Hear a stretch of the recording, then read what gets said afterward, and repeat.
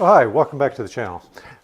Today we're going to do a rather simple project. We're going to make a cutting board as well as a charcuterie board for out of end-grain walnut.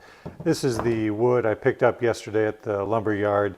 They were actually trying to get rid of it, so I figured it would make some nice cutting boards and whatnot. So what we're going to do is we're going to take 3 strips, glue those together, and then we'll cut them into 2-inch widths, and then we'll glue all those together and then run them through the drum sander. So not too difficult, but just a little time consuming. So stay tuned.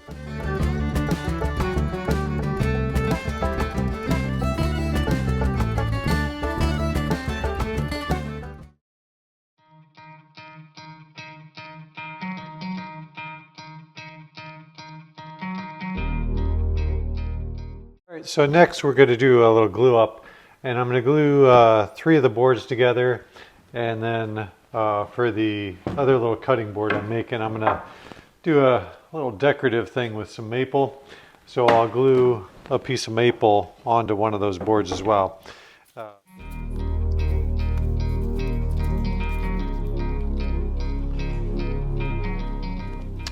right, so now this is sat in the clamps for a good day or two. I actually had to do my real job, but I'll take out of the clamps. I'll do some sanding, probably with a random orbital sander, and then I'll run it back through the drum sander to smooth everything back out.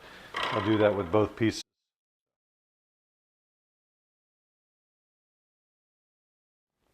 Now here's the piece that I have the piece of maple glued onto, and you can see that it's sitting proud of the walnut, and I need to make that flush with that. There's different ways I could do it. Could probably use a router bit, flush trim, and cut that off, which would probably be a good way to do it. The only problem is might get some tear out with the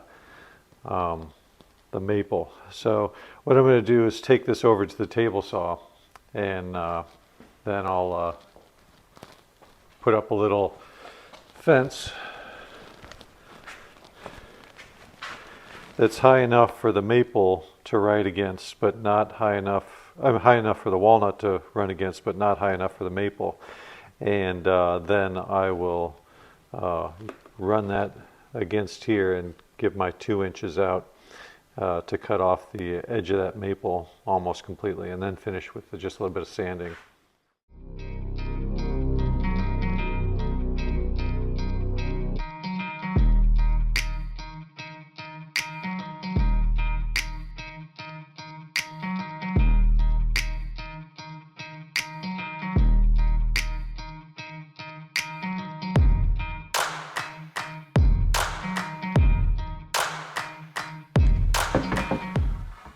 Alright, so now I'm going to use the miter saw, and I set up a stop block because I'm going to cut these into about 2 1/8 inch wide sections, because I want to make the board about 2 inches thick.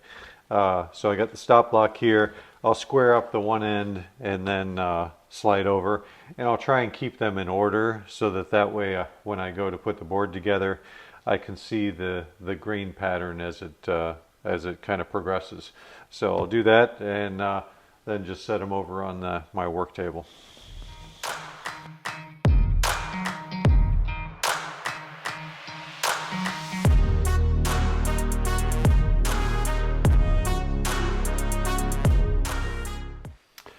All right, so I moved all the pieces over here to the work table, and I have them actually separated into 3 different sections. And what I want to do is vary the grain pattern a little bit, because some of the maple pieces are a little darker grain pattern. So what I'm going to end up doing is probably picking one from each section, and just so it's all kind of a varied appearance, and then I can look to see if there's any pieces that are rejects that I don't want.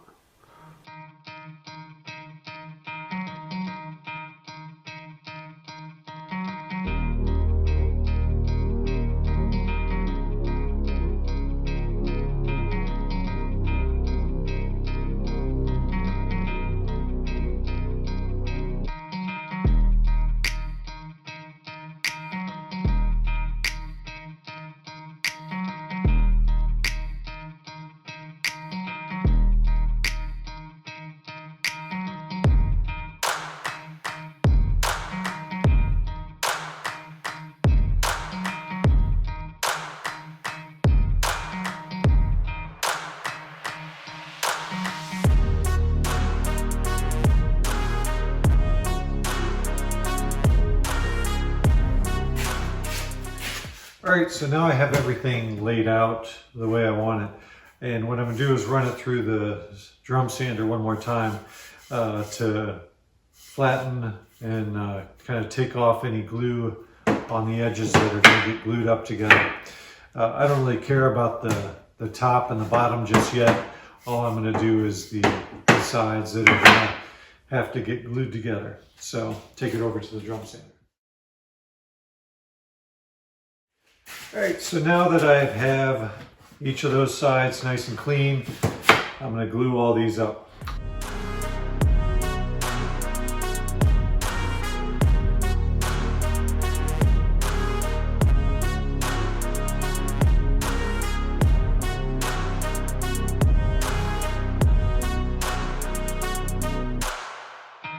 Alright, so these have been sitting in the clamps for a while. We'll pop them out of there and then do just a little bit of sanding, and then, like I said, we'll take it back over to the drum sander and clean it up.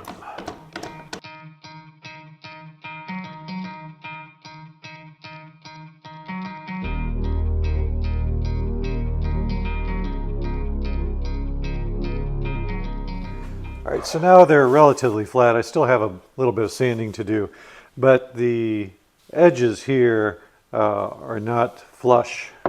This one, when I glued it up, I tried to make it as flush as possible so that way I could sit it against the fence and run it through.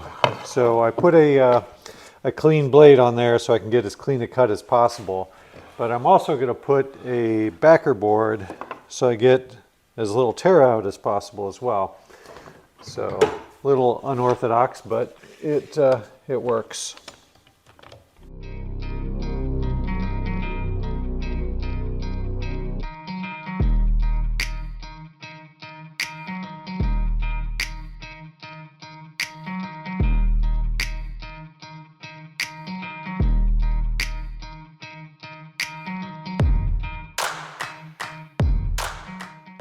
Now I'm going to put a chamfer on the edge. The bottom I'm actually going to use a table saw, and I'm going to use a backer board just like I did on the previous one, and I'll hold it together with that clamp. But I'll do the two side areas first, and then I'll have to figure out how far over to cut the two other cross sections. So we'll do those first and then go from there.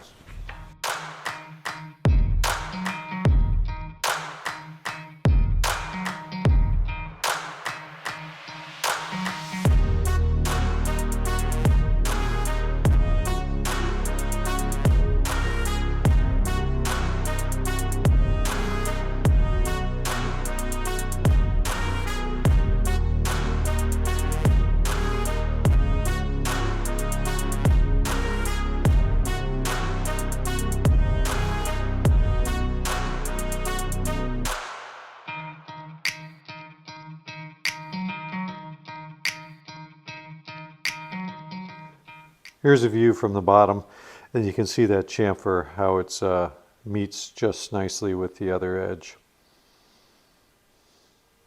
Now I'm going to use a chamfering bit for the other edge. I put two boards on the end so that way I can minimize any tear out. Probably a little bit of an overkill, but at this point in the project I didn't want to end up having tear out and messing up all the work I've done.